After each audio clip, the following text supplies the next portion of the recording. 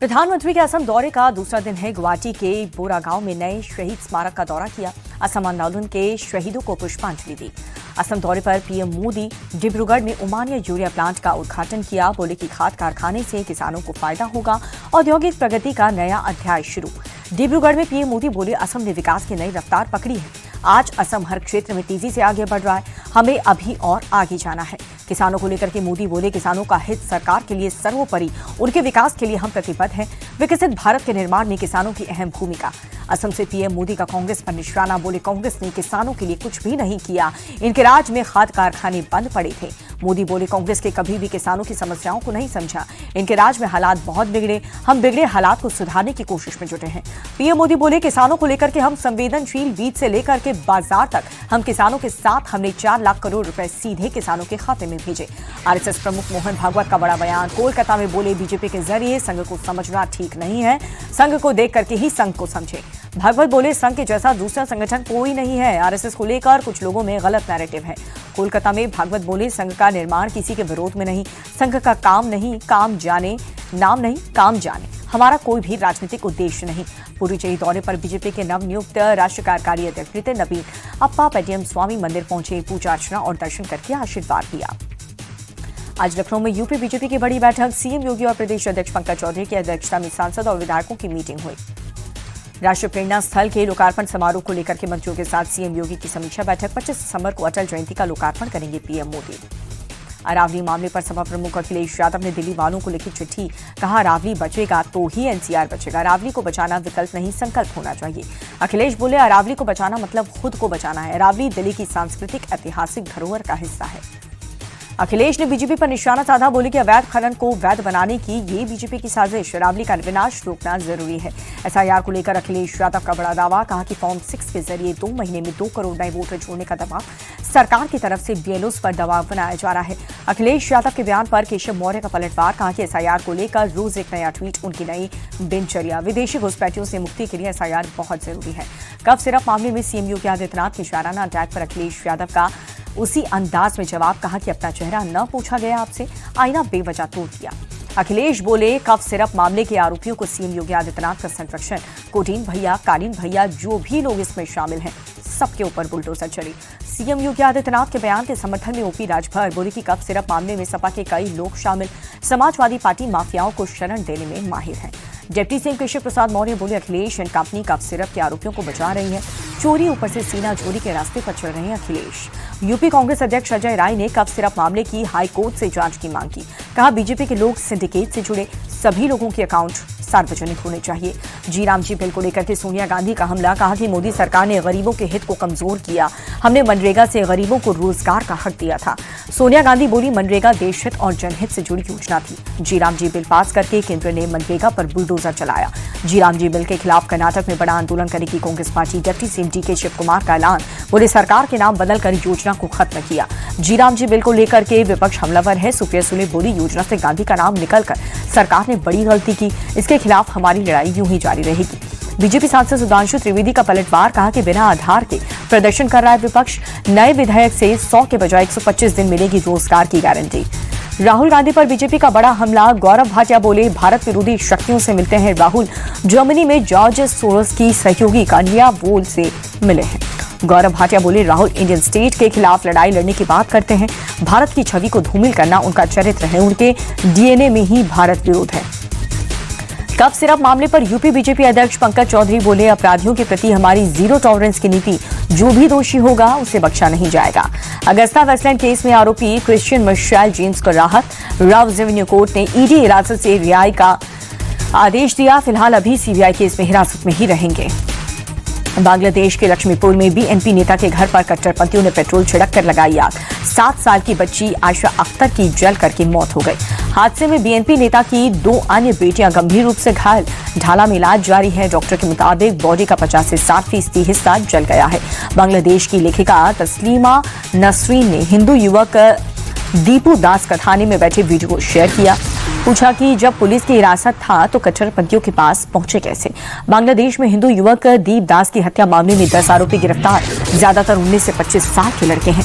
बांग्लादेश की rapid action battalion ने 7 आरोपियों को गिरफ्तार किया। 3 आरोपियों को मैमन सिंह पुलिस ने पकड़ा है। बांग्लादेश में हिंदू युवक दीपू दास को जलाने की घटना की कांग्रेस नेता शशि थरूर ने बताया असहनीय। पूछा, हत्यारों को सजा दिलाने के लिए क्या कर रही है बांग्लादेश की सरकार। बाबा बागेश्वर ने बांग्लादेश में हिंदुओं पर हो रहे हमले पर जताई चिंता। कहा, हिंदुओं के एकजुट होने का वक्त 2 दिन दूर नहीं जब यहां भी हिंदुओं पर अत्याचार शुरू हो जाएगा। उस्मान हादी के साथी अब्दुल्ला अल जाबेर ने कहा कि हादी के हत्यारे, साजिशकर्ता और मददगारों को इंसाफ के कटघरे में लाना होगा। हादी के खून से बांग्लादेश में इंसाफ कायम होगा। उस्मान हादी को सुपुर्दे खाक करने के बाद उसके समर्थकों का संसद पर हमला। हजारों की तादाद में समर्थकों ने संसद में घुसने की कोशिश की, जम करके तोड़फोड़। बांग्लादेश हिंसा पर आरजेडी नेता मनोज झा बोले, बांग्लादेश का घटनाक्रम हमारे लिए चिंता का विषय, सरकार सक्रिय पहल करे। रेल यात्रियों के लिए बुरी खबर है, रेलवे ने फिर से बढ़ाया किराया। जनरल क्लास के लिए 1 पैसा प्रति किलोमीटर बढ़ा। मेल और एक्सप्रेस ट्रेनों के लिए 2 पैसे प्रति किलोमीटर का इजाफा। 500 किलोमीटर की नॉन एसी यात्रा का किराया 10 रुपए बढ़ा। बढ़ोतरी से रेलवे होगा 600 करोड़ का लाभ। 26 दिसंबर से लागू होगा नया किराया। इसी साल जुलाई में रेलवे ने किराए में की थी बढ़ोतरी। बीएसएफ भर्ती नियमों में बड़ा बदलाव किया गया। जनरल ड्यूटी कैडर की भर्ती में 50% पद पूर्व अग्निवीरों के लिए आरक्षित। गृह मंत्रालय ने जारी की अधिसूचना। बीएसएफ कांस्टेबल भर्ती में 10% सीटें पूर्व सैनिकों के लिए होगी रिजर्व। 3% तक सीटें कांस्टेबल ट्रेड्समैन के समायोजन के लिए रहेंगी आरक्षित। अभिनेता नीतीश भारद्वाज ने लखनऊ में सीएम योगी आदित्यनाथ से मुलाकात की है। कला से जुड़े कई विषयों पर बातचीत हुई। रक्षा मंत्रालय के रिश्वतखोरी का मामला, सीबीआई ने लेफ्टिनेंट कर्नल दीपक कुमार शर्मा को अरेस्ट किया। छापेमारी में 2 करोड़ 23 लाख कैश बरामद।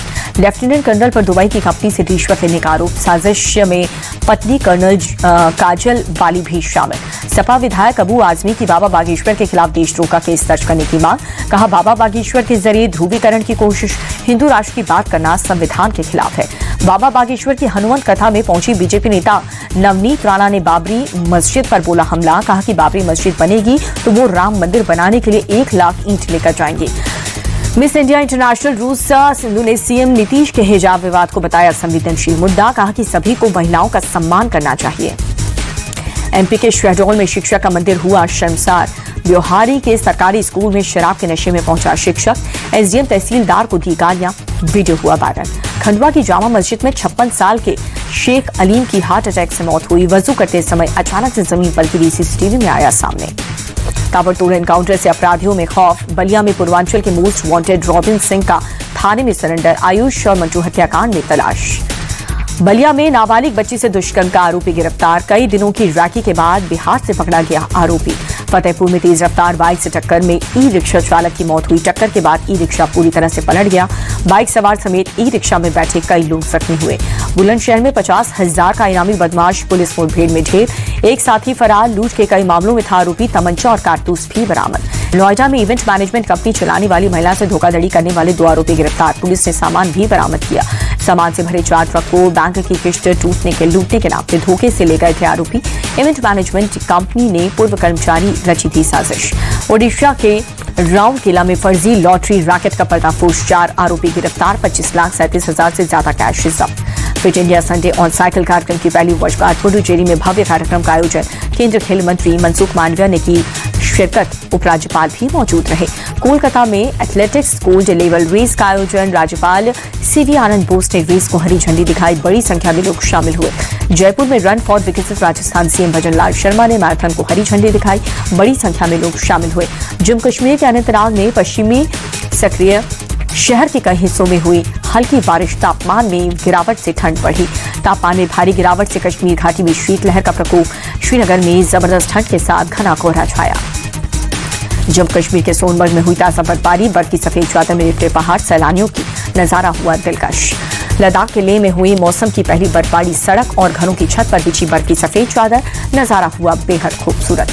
यूपी के बहराइच में छाया जबरदस्त कोहरा। विजिबिलिटी हुई बेहद कम। जनजीवन प्रभावित। दिल्ली के राजघाट इलाके में बहुत खराब श्रेणी में पहुंचा प्रदूषण का स्तर। एयर क्वालिटी इंडेक्स 376 दर्ज। स्मॉग की मोटी परत छाई। एमपी के डिंडोरी में जबरदस्त ठंड का साथ घना कोहरा छाया। भीषण कोहरे के चलते जनजीवन प्रभावित। दिल्ली में घने कोहरे के चलते विजिबिलिटी बेहद कम हो गई। हवाई सेवा प्रभावित।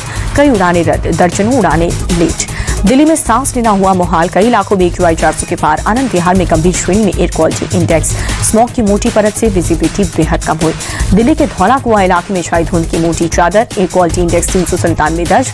घने कोहरे के चलते ट्रैफिक प्रभावित। दिल्ली के कश्मीरी गेट इलाके में छाई धुंध की सफेद चादर। एयर क्वालिटी इंडेक्स 448 तक। सांस लेना दोपहर हुआ। बढ़ते प्रदूषण से निपटने के लिए दिल्ली में कई जगहों पर पानी छिड़काव। कुतुब इंस्टीट्यूशनल इलाके में MCD ने सड़क पर छिड़काव किया। अक्षरधाम इलाके में बहुत खराब श्रेणी में प्रदूषण का स्तर। AQI 399 दर्ज। इलाके में छाया घना कोहरा। विजिबिलिटी हुई बहुत कम। एम्स इलाके में बहुत खराब श्रेणी में पहुंचा प्रदूषण का स्तर। सांस लेना हुआ मुश्किल। इलाके में छाई स्मॉग की मोटी परत। दिल्ली के सिग्नेचर ब्रिज इलाके में AQI 446 दर्ज। गंभीर श्रेणी में पहुंचा एयर क्वालिटी इंडेक्स। घने कोहरे के चलते विजिबिलिटी बेहद कम हुई। तमिलनाडु में घना कोहरा छाया। धुंध के चलते विजिबिलिटी बेहद कम हुई। जनजीवन प्रभावित। अंडर 19 एशिया कप का फाइनल मुकाबला आज भारत और पाकिस्तान के बीच होगी टक्कर। दुबई में सुबह 10:30 बजे शुरू होगा मैच। 9वीं बार चैंपियन बनने पर भारत की निगाहें। 11 साल बाद एशिया कप के फाइनल में भिड़ेंगे भारत और पाकिस्तान। भारत 10वीं बार एशिया कप टूर्नामेंट का फाइनल खेलने उतरेगा, जबकि पाकिस्तान 4थी बार फाइनल में पहुंचा है। भारत और श्रीलंका वुमेन्स क्रिकेट टीम के बीच 5 मैचों की T20 सीरीज का आगाज आज विशाखापट्टनम में शाम 7 बजे शुरू होगा मुकाबला। श्रीलंका के खिलाफ मुकाबले से पहले कप्तान हरमनप्रीत कौर ने भरी हुंकार। कहा कि T20 विश्व कप की तैयारियों के लिए लंबे समय से मैदान पर उतरने का इंतजार कर रही हैं।